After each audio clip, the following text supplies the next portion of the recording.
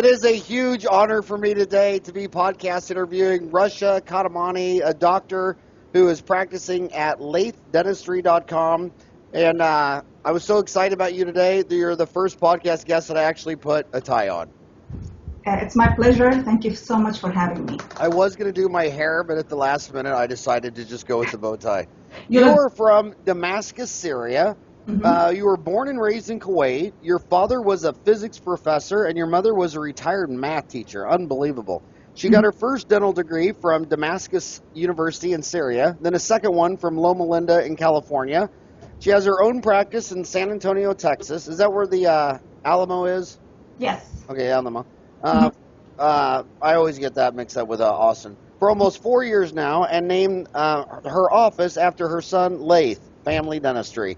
It is just an honor to have you on here today. How are you doing?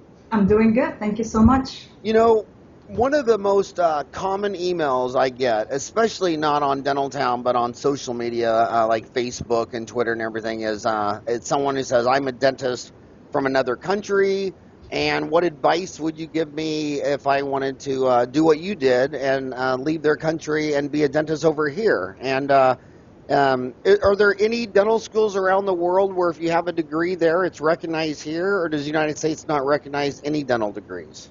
I believe they should go through a program first. So they don't recognize any international degrees? Don't, unless they get the license here through the International Dentist Program. I want to start with a story when I first moved here. So I got out of school in '87, came to Phoenix, and graduated May 11, and it took till September 11 or September 21st to get my dental office open. So for 4 months, I wanted to go out and find a job while they were building out my dental office suite.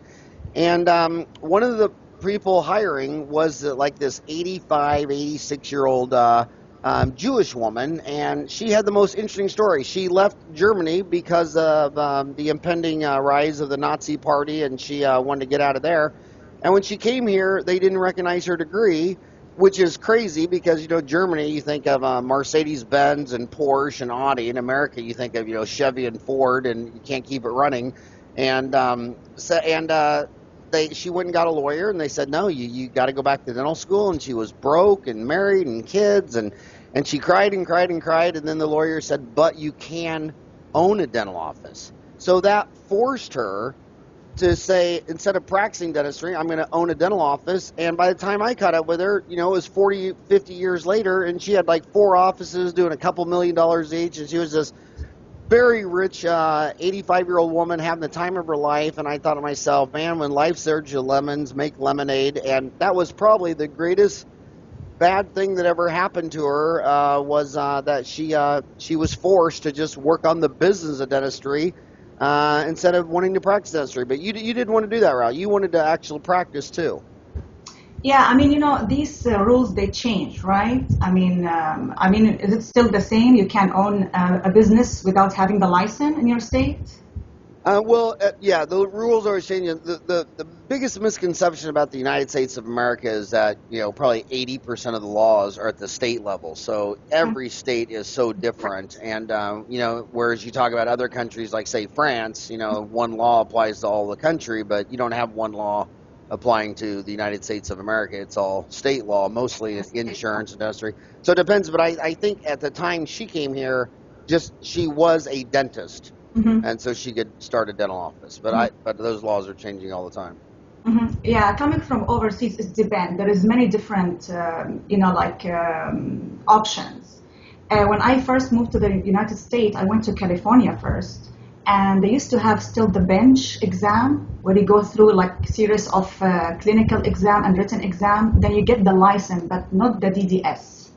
And it was just limited to Hawaii, I believe, and California. Then they stopped it 2003. But, you know, I prefer to go through professional program because I want to be professional, learn the system here, how everything works, you know, the modern dentistry, because I didn't practice dentistry for 5 years before I started the program, you know, family, traveling overseas everywhere. And for people who coming from overseas, some of them, they already have specialty and they want to apply to specialty program or international dentist program. So as you said, it's not only each state, it's also each university has different programs and rules and, admission, for each program. And of course, if you go through the, like for specialty, they have also like rules, or you cannot, you have, just certain states, they will allow you to practice as soon as you graduate. Some of them, they will not allow you until you practice 5 years somewhere else as specialist. But international dentist program, if you get the DDS, you'll be able to practice wherever you want, as long as you have the regional exam or board. So so for you specifically, how many years was the Loma Linda program? Is Loma Linda in Redlands, California? Yes. Redlands. Did you like living there? Yes, it was very nice. Have you heard that new book called The Blue Zone, is it called The Blue Zones, Ryan? Have you heard of that book? There's a dozen blue zones around the planet. Planet's got 7 billion people, and there's a dozen blue zones that has 10 times the amount of people living to 100 years old. And the only one in the United States was by Loma Linda. And it's because they have this religion, Seventh-day Adventists, where they eat a lot of biblical stuff, and that turns out to be, they're primarily vegan. And these 10 cities all had like 10 things in common. It was amazing. And one of them was they're, for the most part, vegan. They didn't have to be fanatical, never. But for the most part, their diet was vegan. And in that vegan part, they have beans every day. And they think the gas from the beans changes their bioflora in their 30-foot tube. And they have better flora to prevent heart disease, diabetes, and inflammation. And another interesting thing, they all these people were religious too, and they think that when you have faith in a higher power, you have less stress, and you also have a society of friends. So when they'd find these 80, 90, 100-year-old ladies, they all had a bunch of girlfriends from their church. They were vegan, and they primarily did not use a car. And it's a great book. So they walk, they're vegan, they eat beans, they have lots of friends, and they're stress-free, and they ride it out to 100, whereas dentists are usually stressed out of their mind. So did you pick up any of that Seventh-day Adventist lifestyle? Are you primarily more vegan or eating beans or any of that stuff? Well, I like some of everything, but I don't like pork. You don't like pork? No. But their lifestyle too, they believe they are very family-oriented environment, even at the school.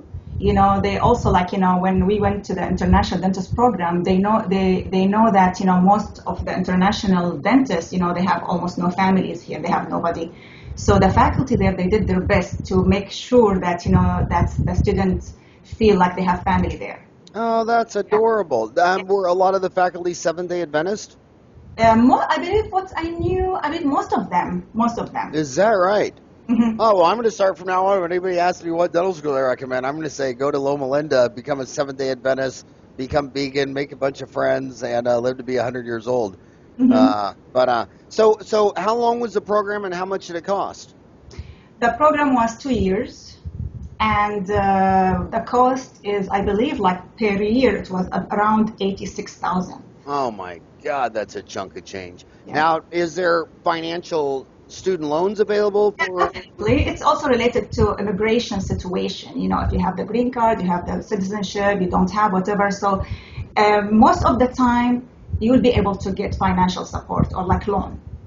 So let's start at the basis. So if some kids listening right now, and the most common places are Asia, including India, the Middle East, they want to come here. Some Eastern, it seems like most of the Eastern Europeans just want to go to Western Europe. But what would they start? Would they have to apply first for what, a green card? Talk them through the process of what you do. They're listening to you right now, and this podcast is listened to in 146 countries. So talk them through the process of, I want to go from Asia to America. Okay. First of all, talking about how to get into the United States, it's different. So my own experience is different than anybody else coming through visa or as a tourist, or work, apply for a green card. When I moved to the United States, I was married by that time, and I already got the citizenship. So I went through any regular national student. So I don't know about, the other situations, how legally they have to deal with it. How hard? Now, you were born in Kuwait, but you were living in Syria? Yes, I'm Syrian citizen, But born in Kuwait. born in Kuwait, yes. So are you dual citizen, Kuwait, Syria, America now? Are you a triple citizen? No, just Syrian and American. So was it hard to become a citizen living in Syria? I mean, how long of a process is that? Does it cost a lot of money? Is it 1 year, 2 year? How long? Talk about that. In the United States, you mean? Yeah. When you were in Syria, or how you said you became a citizen first. Here, yes. You moved here and became a citizen. Yeah, I moved here first, then I applied for the citizenship. Yeah, and as I told you, it's different. When you go through, as a tourist visa, then you apply, then you get accepted into a school, or you apply from overseas to a school, then the school will sponsor you a special visa for a student.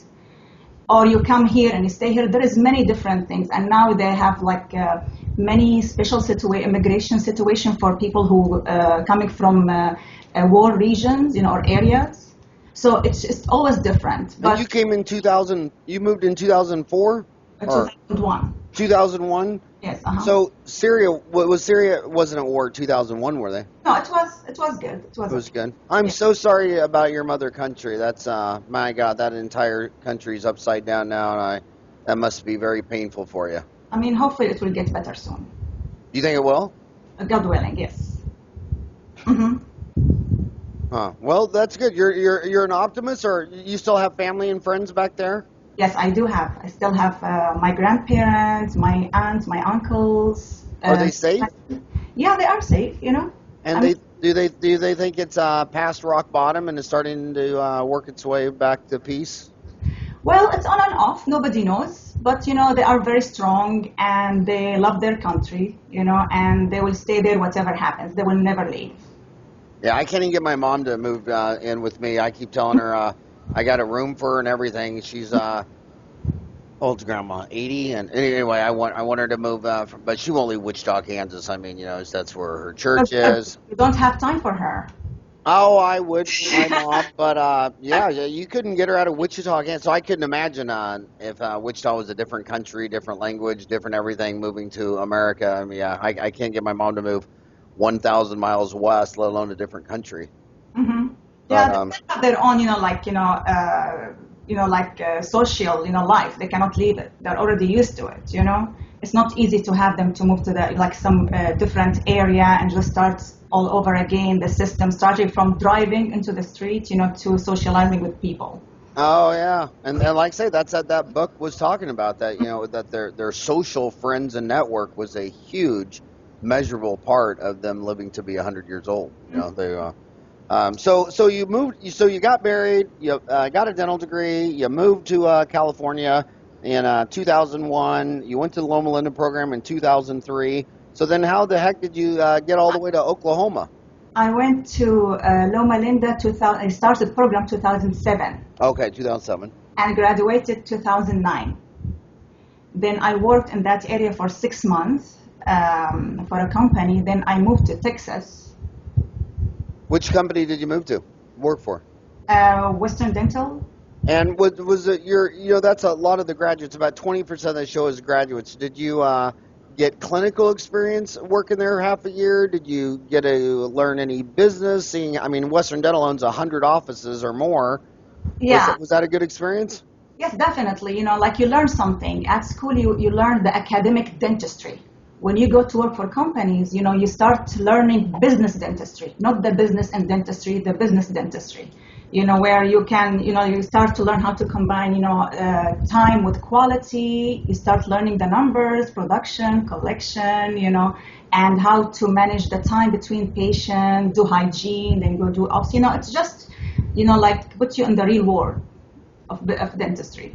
Yeah, and, I tell these kids, that don't want to work for corporate. How could you not learn an amazing amount of business working for something like Heartland or Pacific or Aspen or Western that owns hundreds, if not, I think Pacific Dental passed 500 and Heartland passed 1,500. How could you not massively learn from someone who owns 500 offices that you could transfer to your little old office. In fact, that's what I tell a lot of dentists that are looking for office managers. So many amazing office managers that were regional managers at like these big corporate dental offices, and when you take them from that massive system to your down little old hillbilly one office location, I mean, it's just amazing. I mean, you never need a consultant again.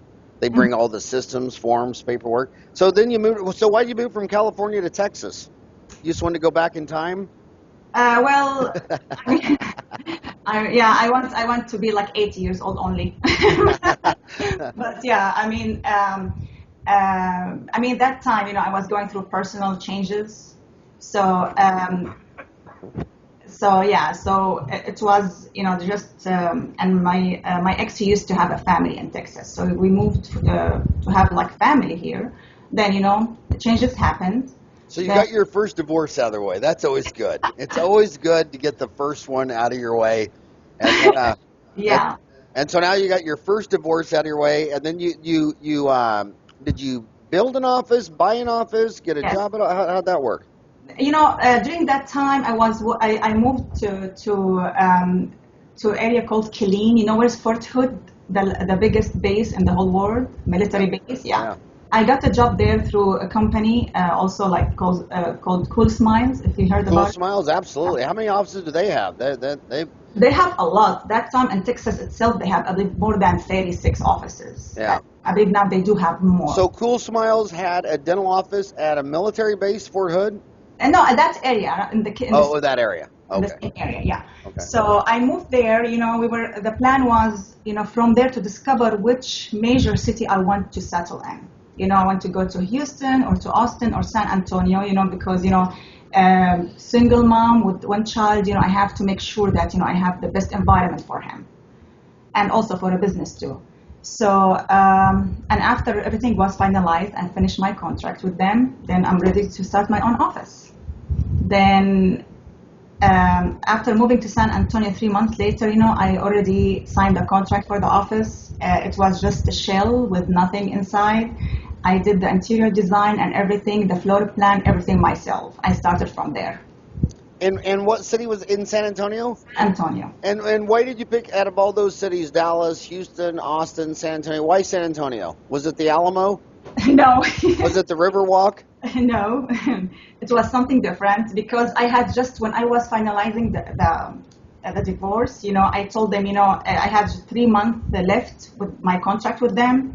So I told them, I want to move to a major city. I told them like Houston, Austin, or San Antonio. Then they told me, well, Houston, they have just one office there. San Antonio, they do have 2 offices, but they don't have any opening for now. But because they liked me and I was a good dentist there, so they overlapped me with the dentist who was leaving and who gave his notice already. So, this is why I chose San Antonio. Then I came here. Then after 3 months, I found myself, I'm ready to have my own office. And so did you rent in a medical dental building, or did you go more commercial retail? How much space did you get? What were your thoughts there? It's commercial, like it's plaza. It's a new one, and it was all shells. So, and I like the location because it's across the street from 2 schools, elementary and middle school. And I love dealing with kids. And it's northwest San Antonio. It's a growing area. And I have a wonderful orthodontist neighbor. And it's just nice, a new area with many, most of the populations are young, like young families there. Yeah, I love San Antonio. I love the River Rock. I've lectured there at the TDA meeting, and you stay at, they have all these big hotels, and you walk down there. So then, 25 years ago, Phoenix was going to do that to the river that goes through Phoenix. And the mayor, I thought the mayor was crazy because the vote narrowly lost. And if I would have been the mayor, I would have been broadcasting with all the morning 3 news stations, 10, 12, all the stations from the Riverwalk in San Antonio. So because all my patients that voted for it had been to San Antonio and were drooling at the thought that this would happen in Phoenix. And everybody that had never seen it, didn't get it, and was looking at the price tag Do you enjoy the Riverwalk, or is it more a tourist thing? I believe it or not, I don't like going there because the parking problem. But I will go with a friend. You know, if they're planning to go there, I will go with them. I got to tell you the funniest story ever at the Riverwalk, and it's entirely inappropriate for my podcast, but it is Dentistry Uncensored. I got invited to speak there at the TDA. This is way back in the day, and so the president, the past president, the next president, all these they were all elderly people. They were all in their mid 60s and maybe 70, and their wives, and they're Texan, and they're Republican and conservative. And we're at this nice restaurant on the Riverwalk, and we're eating all proper and all this stuff. And then the Riverwalk, there's this, they have those boats and barges that go down. Mm-hmm. And somebody had rented one and was throwing a bachelor party. And this bachelor party floats by with, to say scantily clad women dancing for guys is an understatement. And those ladies and the men, they almost all had a heart attack. They all complained to the manager. He was profusely apologizing, and I was sitting there trying so hard not to laugh. I thought it was the funniest thing I'd ever seen in my life. To be at a boring dinner party and watching a bachelor party float by. Than dentistry. What's that? It's different than dentistry. Yeah, very, very different. So how long have you had your own office now?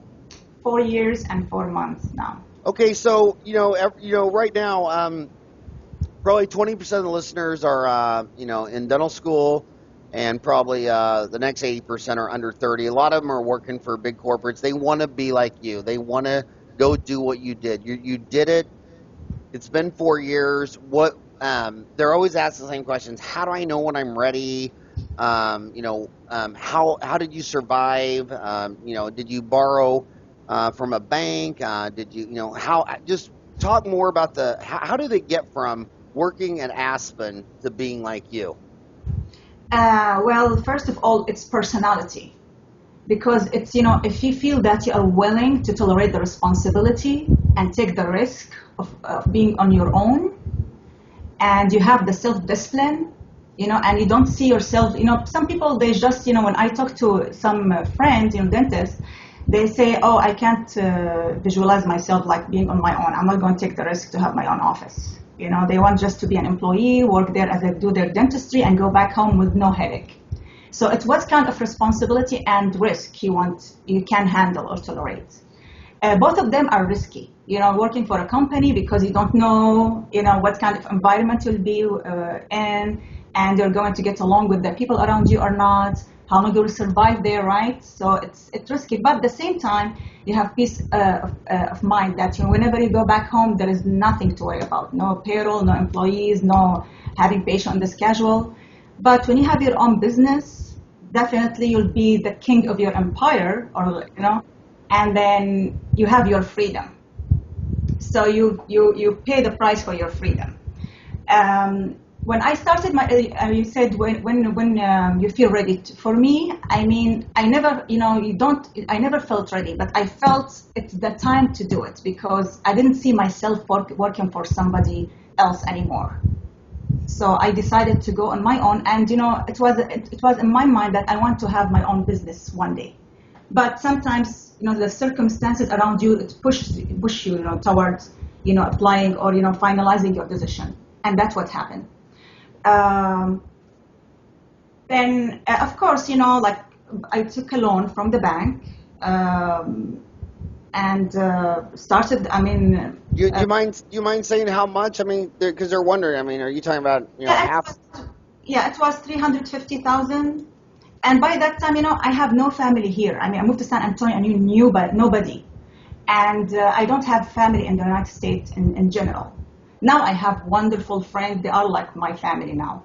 But when I first moved to San Antonio, I knew nobody. So even I didn't know anybody to ask for advice, how much I should ask, how do I, I was on my own, just making decision on my own. Then even I signed the contract,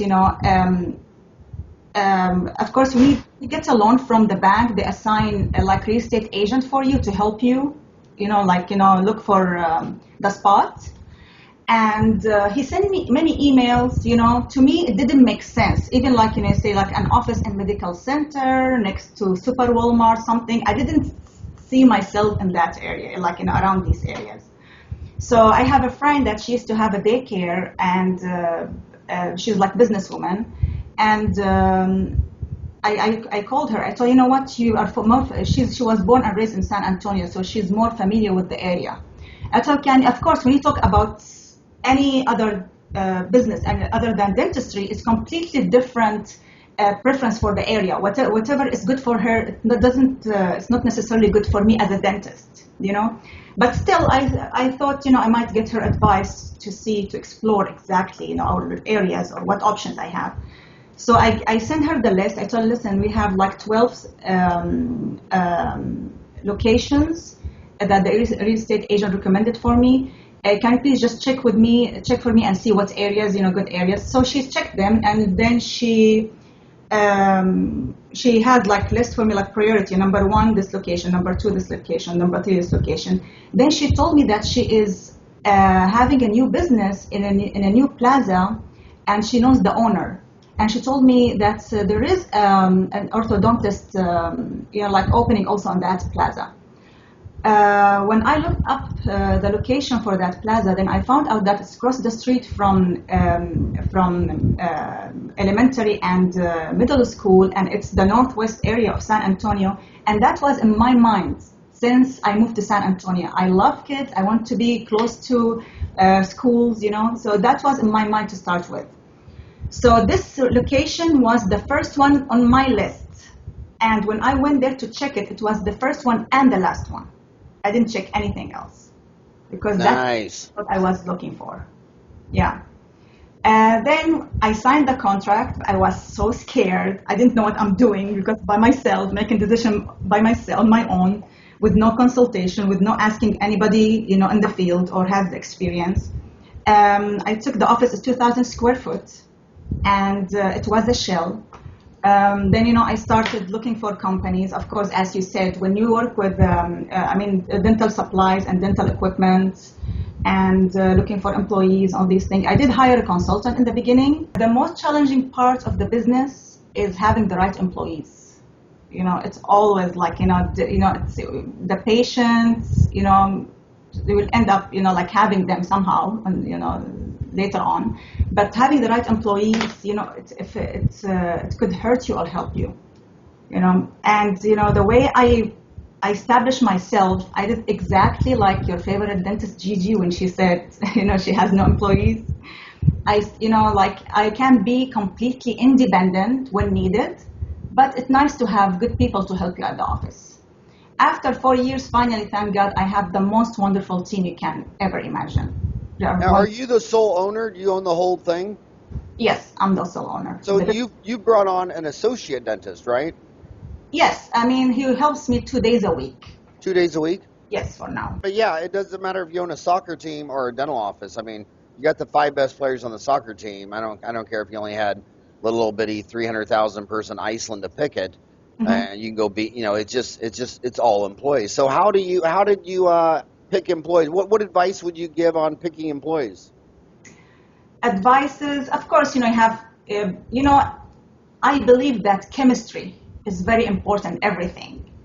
When you have, you know, that feeling, you know, that good feeling towards somebody, you know, or you feel that although they say all the right things or they do the right thing to start with, but you have this feeling that you don't feel good about something, you have to trust your feeling. You know, so definitely you have to check background, check their, you know, resume, and, you know, see working interview, you know, and chemistry is very important. Yeah, and that's why, you know, you look at these dating sites. I mean, if it was all logistics, an algorithm would pair everyone up on Match.com. They'd all be married tomorrow, and all that data might get you in the range, but it's chemistry. And you read on Dental Town, and people post every single day. Well, you know, what should I tell my hygienist? They're afraid of their own hygienist. They're afraid of their own staff, and they're going on to Dental Town and say, what should I say? And I always say, it's only the people. I mean, it's, you know, my book was People, Time, and Money. I mean, business, you make something, sell something, watch numbers, but it's all people. And you should never give someone money that you don't like. You should look at it like 4 kids in a sandbox, and If all four kids are in the sandbox and they all get along and they're all playing and they all have chemistry, gosh darn, you can build a team. But when Mm-hmm. someone is in there that's toxic, you have to get rid of them. And that's the difference between a great boss and a horrible boss, is not being able to see that Mm-hmm. there's four kids in the sandbox, and little Johnny is an ass, and nobody likes him, and he's mean and he's toxic, and they let that person work there 3, 4, 5 years, and then that toxic person starts running off the A players. Mm-hmm. Mm-hmm. Yeah, I mean, as you mentioned in your book, also the Uncomplicate business. uncomplicated business. Sorry, I you went with mentioned. that name because uncomplicate is not a word. Yeah, I. Yeah, so uncomplicated business. So you mentioned. I mean, it's just straight to the point. You said most of the business knowledge comes from instinct, right? So this is true because you have to have the business mind to start with. If you don't see it, people can help you with some help here and there if you're missing information or the knowledge for specific things. But the way that you manage the business or you handle it, it's your way still. Nobody can be there for you like every minute, to tell you what to do. If you don't have, like specific goals or specific or the personality to manage the business, I mean, you cannot be a business person. I want to also draw attention to your foreign born and what I have observed for my entire career, and that is America's secret sauce has been brain draining the entire world with immigration. I mean, they from 20 million Native American Indians to 330 million people, we've been the best of the best have been leaving their country and coming here for half a century. And any dental consultant will tell you that if they're going to bet on who's going to make it out of the class, it's always the foreign born, because the skill, the drive and ambition that you had to leave your mother country and come to another country, that's a whole different class of people. I mean, right now in the United States, 80% of everyone studying for a PhD was not born in America. So if you're born in America, you're probably just the average person, like the average person of any other country. It's the same thing in Mexico. You look at the 10 million Mexicans out of 110 million Mexicans in Mexico. You look at the 10 million that came here. They're the hardest working son of a guns on every construction site. And then you go, but you spend a lot of time in Mexico, you will see a lot of average American people that are lazy and don't want to work hard. So I'm talking about this because there's kids listening to this and they're like, I wonder if I'm the right person on it. If you're an American and you're lazy and you don't really, you don't got to do the work. You just want the benefits. I just want to own my own place and make more money and blah, blah, blah. I mean, you go to any of those 5 schools in California and you show me all the Asians that were born in Asia. They're going to come out of school and they're going to light it on fire. And then you show all the kids who are dying to get off at 5 o'clock to go to happy hour and hang out with their buddies and watch the ball game and eat cheeseburgers, while the foreign-born are in their office doing paperwork and marketing and HR. And so, I mean, just foreign-born people just have so much more drive. It's a natural selection criteria that is extremely obvious to any dental consultant in America. So what percent? So when you're around Americans in dental school, what percent do you think? Well, I'll be more brutally honest with the question. So here's the question. When I got in dental school, it would have been considered dentistry was an all-male profession. Now half the class is women. Some demographic people are saying, the women are just going to want to get off at 5 and go home and be a soccer mom, and that's going to fuel corporate dentistry, and it's going to get bigger and bigger and bigger because of that. I don't know. When I'm in dental schools, to me, it seems like half of them are like you and say, oh, no, I want my own place, and half of them agree that they just want a nice job. And in the corporate dental chains right now in America, 2 out of every 3 of their dentists is a woman. So what do you think is the future of corporate dentistry? When you meet young women dentists, how many of them want to be like you, and how many of them want to just have a job? I mean, very few. They started their own business. Very few have started their own business. I don't remember any of my friends, they have their own business until now. The one that I graduated with. I'm not aware. I mean, I don't remember any of them, unless if, within the last 2 months, something changed. Well, it's, as I told you, it's the personality. To me, when I started my own office, it was a big risk, as I told you. I didn't know what I was doing to myself, but I knew that that's what I want, and it's worth it. I want my freedom. I want to be my own boss. I want to have my own empire that, going to have good people, hopefully, in my office. And at the same time, it was like full-time dentistry, full-time business owner, and full-time single mom. And I wanted to make sure that that I provide all the effort, the time, the resources, the attention, the care that both of them needed, for the business and for my son too.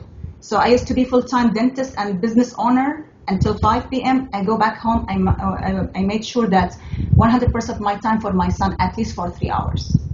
Take him to activities, read actual book for 45 minutes, no electronic, nothing for 3 hours. We had healthy food, activities, follow up with his homework. And, then after that, he earns 20 minutes of Xbox, whatever, watching TV, whatever he wants to do. Then over the weekend, he's free to do whatever he wants to do, as long as he keeping up with high scores and good grades and with all his activities. How old is he now? Now he's 13 years old. So he was 10 years old when you opened your practice? 9. He was 9 years old. What was your native tongue in Syria? Arabic. Arabic. There's not a Syrian dialect, or? Yeah, definitely. Yeah, there's many. Oh, so it was a Syrian dialect of Arabic. Does your son, is he fluent in Arabic? Yes, he does, and he knows how to write it too. I would say that was the number one complaint of all my Mexican friends, is if their mom didn't teach them Spanish. They're all looking at their other Mexican friends who learned it from their grandma and their mom, and so it was really hard school, because some of those, so many of my Mexican friends said, no, you're an American now, you're going to learn English, no Spanish, end of story. But man, I would give anything to be bilingual. Mm-hmm. Yeah, I think that would be so cool. Yeah, it's always something nice to have, because open borders for you. When you have another language, it gives you more freedom. Now, did you see, speaking Arabic, a unique selling proposition for marketing? Have you found marketing places where you can let everyone know that you speak Arabic? I mean, I would, if I went to Iran and I need a root canal, I would drive clear across Tehran if I could go to a dentist that spoke English. I mean, I think it would be frightening to get a root canal done by someone you couldn't talk to. Do you attract Arabic-speaking people from the clear on the other side of San Antonio? Well, the way I do my marketing is just any other dentist, national dentist. But, of course, some people, they do ask, about a dentist who speaks Arabic. And then, they know about me, and they know about many other Arabic dentists also here in this area, wonderful people too. So they ask, to advertise especially, I didn't advertise especially for Arabic community. Man, I would think that you would get build an entirely different website in Arabic just for search engine optimization. I mean, you might have people driving from 3 hours away. I mean, they might be in a small town of 3,000 and would gladly drive 3 hours to speak to someone in their native tongue. I would really, I'll give you, have you ever heard of the guy Tom Oren, a dental consultant in Baltimore? I heard about him. Yeah, he 1,000 Gems. I mean, way back in the day, like in the early 80s, he noticed there were so many Brazilians living in downtown Baltimore, and he didn't see any Brazilian dentists. And he actually went to school and learned how to speak Portuguese, and then target marketing. He thinks by learning how to speak Portuguese and building out a Portuguese website and all that he got 1,000 Portuguese patients, and they just loved going to someone. I mean, and that is why a lot of people say, well, you could live in the United States wherever you live. And I always say Sydney. I love London, a lot of European cities, but I don't like the winters. But Brazil, I would go to. That'd be my first choice, but I wouldn't move there because I don't speak Portuguese, and it would be so hard to live in Brazil, not speaking Portuguese. Yeah, I would do that. I'd build out a complete separate website, separate name, no confusion with your SEO of your certain site, and just go balls to the wall SEO. I bet they drive very far. Mm-hmm. Okay, I'll consider it. Thank you so much for that. Yeah, I think that would be great. So now what's next? You have an associate working 2 days a week. Would you ever see yourself going from clinical dentist to business owner, having that dentist work 5 days? What's that? this is my goal since I started my office. I want to be a business owner. Yeah. So that is the goal. You'll eventually have. Or are you thinking about another location? I'm thinking, but now, I believe I'm at the right after investing for years, building the basic foundation in my son and the business. I believe now they do have strong foundation for growth, and to be independent. Of course, they cannot be independent 100%, but to feel like a little bit good about the system, what I have established there for both. So now I feel I didn't during these 4 years. You're asking me how it feels when you go through like all the responsibilities. I didn't have any personal. I mean, not personal. Even like working on personal goals. Like I have goals in life. I like to seek education. I mean, I'm hungry for education. I like to know about politics. I want to know about space. About dentistry. About whatever. I want to learn as much as I can. From this world. And, I want to switch to business owner, as I told you. But building the foundation, it took me 4 years to make sure that, to feel good about everything. So now I feel, I'm at the right place where I can, where I'm ready for next step to see exactly, how to start working on my goals in life. So talk about education. They're coming out of school and they, what's a return on investment in it? What have you done in education as a return on investment? I mean, they're overwhelmed with, go learn sleep medicine, go learn CAD/CAM dentistry, go be a laser dentist, learn TMJ, there's so many institutes. There's Kois, there's Spear, there's the Pankey Institute, there's the Mish implant, or should they surgically place implants? It's overwhelming. And they could spend all their money and all their time in 10 years to take all these courses. What's worked for you? I saw many interviews you did with other dentists, and also I have dentist friend that, we talk about, what kind of dentistry they do practice.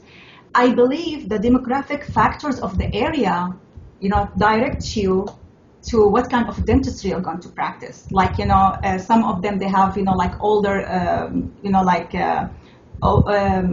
older, like age community where they find themselves, like just going towards partials, implant, whatever. So they have to focus on this. They have a lot of demand on, like partials, dentures, implants, or some of them, like find like my own office, it's young community, young families with, most of them, they have high education.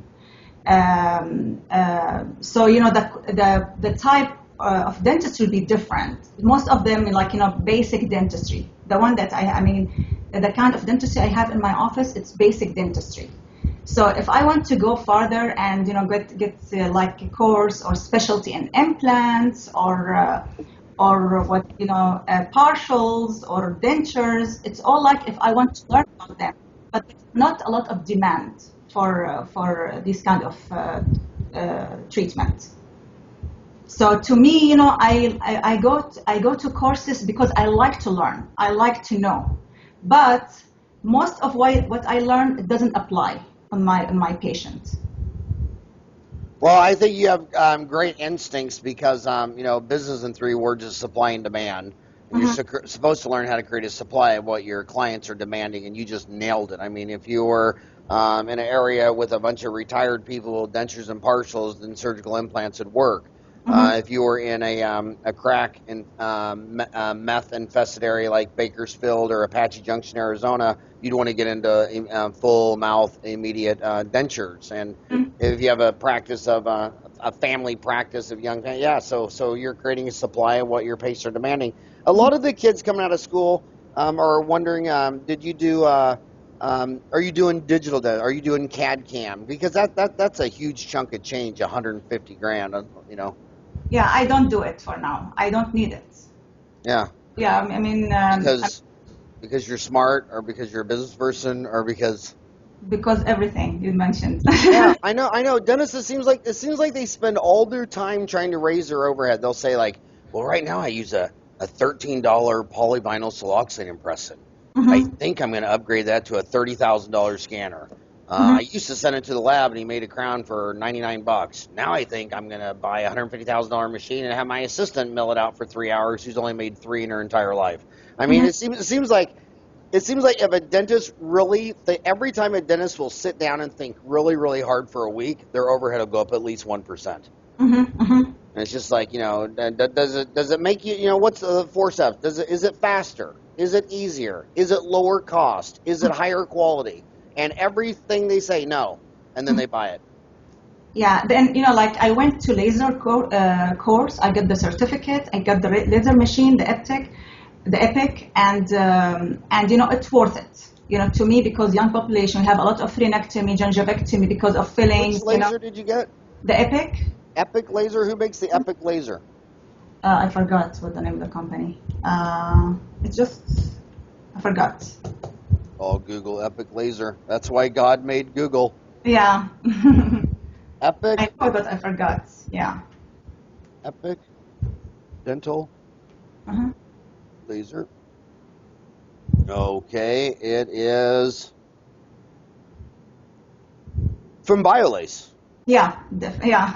I forgot. Okay, BioLace. That's a huge company. So you bought the Epic Laser. How much did that cost? And was it a return on investment? It's like around $7,000. How It's much? seven. 7,000. It's for soft tissues. So. Yeah, and 7,000. That's a nice price. Other people can buy a laser that costs $70,000. Yeah. So you bought a $7,000 laser, and what are you doing with it? Frenectomies, gingivectomy, and because as I told you, we see a lot of kids and young people, and most of them they need. So instead of sending them to the oral surgeon, where they have to clip it and suture it and bleeding and all this drama, just within with the laser, do it within 2 minutes and no sutures, no bleeding, nothing, and everybody is happy. And everybody accepting the treatment plan when we do frenectomy. Depending on which laser you buy, laser could either stand for light amplification, stimulation, emission, or radiation, or losing all savings equals reality. And your $7,000 Epic laser from BioLace, you're saying was a return on investment. That is very cool. Mm-hmm. That is very cool. I also think it's very interesting how if you go to every dental laser company in the world, they all have their roots back to Salt Lake City University. There was a laser legend instructor back there in the 50s and the 60s and 70s, and he pretty much taught every successful laser person who went out and started a laser company. You can pretty much all trace him back to that guy. So what other technology have you bought? Well, I went to course like 6 months Smile. Mm-hmm. And what else? I'm going to sleep apnea course in August. Well, let's talk about 6 Months Smile, because does it feel kind of politically weird to start dabbling or doing ortho if you're next door to an orthodontist? I mean, yeah, definitely. Actually, yeah. I mean, because I do have, as you said, sometimes people who coming from overseas, they speak the language. But definitely, I still want to keep a good relationship with my friends and with my neighbor, and she does a wonderful job. And I like to keep the cases for professional people. But sometimes, and these 6 months cases is very limited to minor, like cases only, like minor simple cases. And I have people who coming from overseas, they already have the braces on. And you're just staying for 2-3 months, and you have to do some adjustment, changing the wire, just minor things, not even cases to start with, just the knowledge. So do you think the 6 Months Smiles course was a return on investment?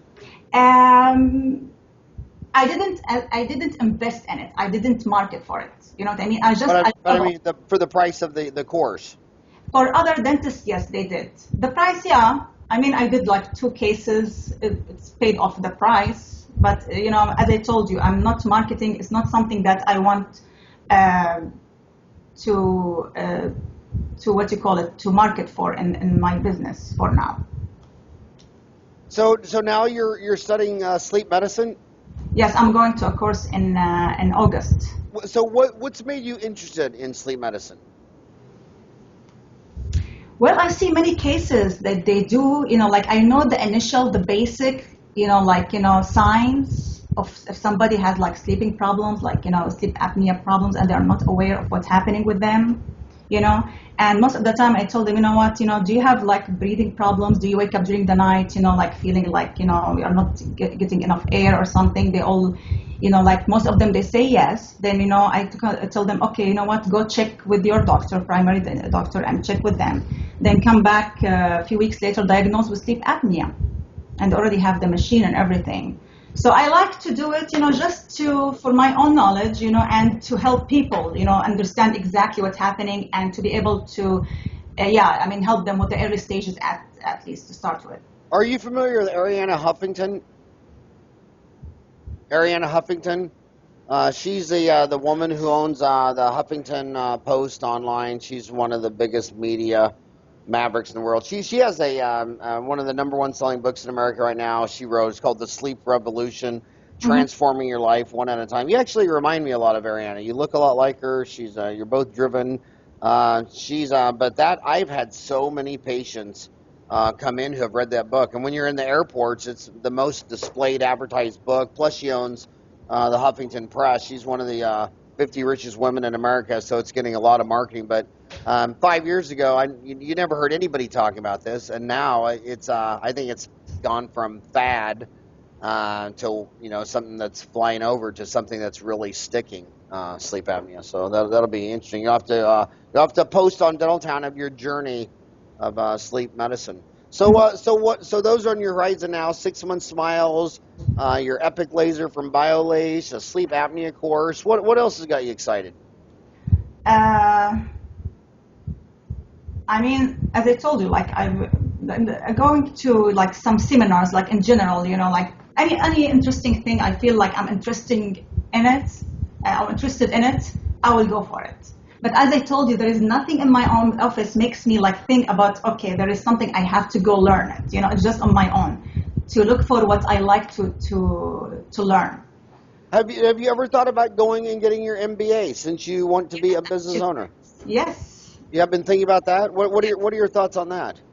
I want to get the degree. That was the biggest game changer in my business career. Mm-hmm. I mean, when I did that in 97 and 98, and it was a complete game changer because I did the evening program. It was Monday and Wednesday from 6 to 10. You could have done it Tuesday, Thursday, 6 to 10, or you could have done it just every Saturday, 8 to 5 for 2 years. So every trimester was 2 courses. And so for that trimester of 4 months with just 2 courses, maybe it was managerial accounting and marketing, or maybe it was financial accounting and HR. And what I would do is for that quarter or that 4 month period, everything I'd be doing from 6 to 10 at night would just be applying that to my today's dental office. Mm-hmm. And so like when we take HR, I would take my HR book, my HR policy. And I looked at it as kind of like when I was raised Catholic, so Mom would always make us go to these Catholic retreats, and they would be 2 or 3 days. They'd usually be the weekend. You'd go there Friday after school. You'd leave like Blessed Sacrament and go straight to the church, and they'd bring you back to the church parking lot Sunday night. Your mom pick you up. But it was just like a 2.5 days of, okay, no distractions, no playing with your friends, no TV, no nothing, just sit and think. And I liked it. So 2 nights a week for 4 hours, and I fell in love with those 200 students. And they came, some worked at Intel, some worked for the government, some worked for Safeway, Bashes, all these different deals.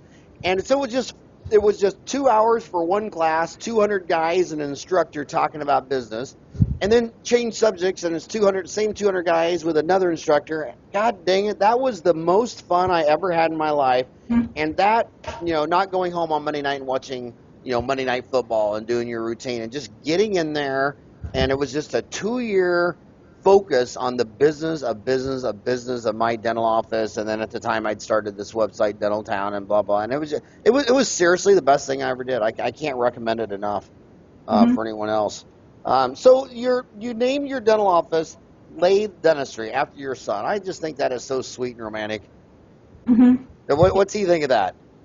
Well, I want to show him that. I want him to feel that he's special, and he is special. In the beginning, I want to, name it after my name because I worked hard for it, right? He said, you know what, I already have the foundation, already know where I'm at. That's fine. I already have the self-confidence, so it's fine with me. And now it's my son's turn. I want to make him feel special, something to be proud of. That is so cool. Mhm. Well, what would your last question? I can't believe the hour's gone by. I only have you for 1 hour, 1 minute left. What advice would you give to someone listening to you in dental school? How can they be like you someday? What would be your best advice for them still back in dental school? Well, learn as much as you can. Like any minute, you can just, like go observe, help, assist, different department, just do it. Make the money worth it. Okay, and then here's the $1 million question. You're talking to her right now. She's driving to work. She works for corporate. She so wants to do it, but she's just afraid. It's fear, and she just doesn't know if she should jump or not. What would you tell her if she's sitting on the fence, chewing her fingernails, thinking, should I just stay at Aspen, or should I make the huge, crazy leap, dive headfirst into the deep end of the swimming pool of building my own office? What would you tell that person? As I said, I cannot, because each person is different. This is why I tell people, when I talk about something, I talk about my own experience because I cannot give advice. Everybody responsible for their own decision. When you feel yourself you want to do it, nobody can stop you. If she feels she wants to do it, regardless the risk, that means she's ready. If she sees the risk but she's not sure about she wants to do it or not, that means she's not ready.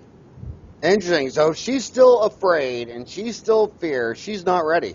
She Mm-hmm. should make the jump when nobody, that if they raised her percentage, say, okay, instead of paying you 25%, we'll pay you 30%. She's like, no, I don't even want that. You can't keep me here. I'm going on my own. Mm-hmm. And that's the fuel of America, immigration. And it's just so sickening to see all these people bash, talking about in Arizona, they want to send 10 million illegals back to Mexico. I just want to go bitch slap each one of them in the face. These people are doing the jobs they would never do. They're hammering nails and pushing weed eaters and running the dishwasher at the IHOP, and your lazy children wouldn't take one of those jobs. And you look at Google, Sergey Brin from Russia. You look at Intel, Andy Grove from Hungary. I mean, you look at the greatest companies in the world, and hardly any of the CEOs were born here. Well, you know what? Each country they have also the lazy people, but what you see here, people who are coming here and they want to make they want to prove themselves. They want to blend into the system, and they know that they have to work hard. Well, I say natural selection. I say the character who wants to say, you know what, I'm done with Tanzania. Mhm. I'm going to move to the United States. Even though he might only be a cab driver, that's an immense amount of ambition. I think it's natural selection of ambition. I'll tell you another story. Yeah, I just think that if everybody only 1% of the 7 billion people alive today live in a country they weren't born in.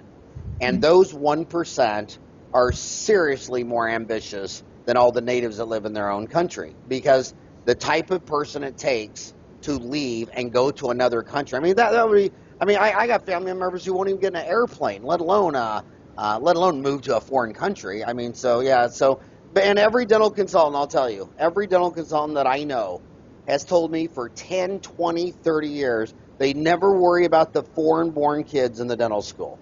It's the lazy-born Americans they worry about, because they know the chick that was born in Laos or Cambodia or Taiwan is going to come out of dental school and work 12-hour days, 7 days a week until she did everything she wanted to do. They're just more ambitious. So I am actually mad at my mother that she had me born here in Kansas. I wish she would have told Grandma Colleen that she should have moved to Asia, had me there, and then I could have moved back. But hey, thank you so much, Racha, for spending an hour of your time with me. It was just an honor to meet you at the Townie meeting. Did you enjoy the Townie meeting? Yes, I did. Okay, well, thank you so much for spending an hour with me today. Thank you so much. It's a huge pleasure for me. Thank you so much. All right, have a great day.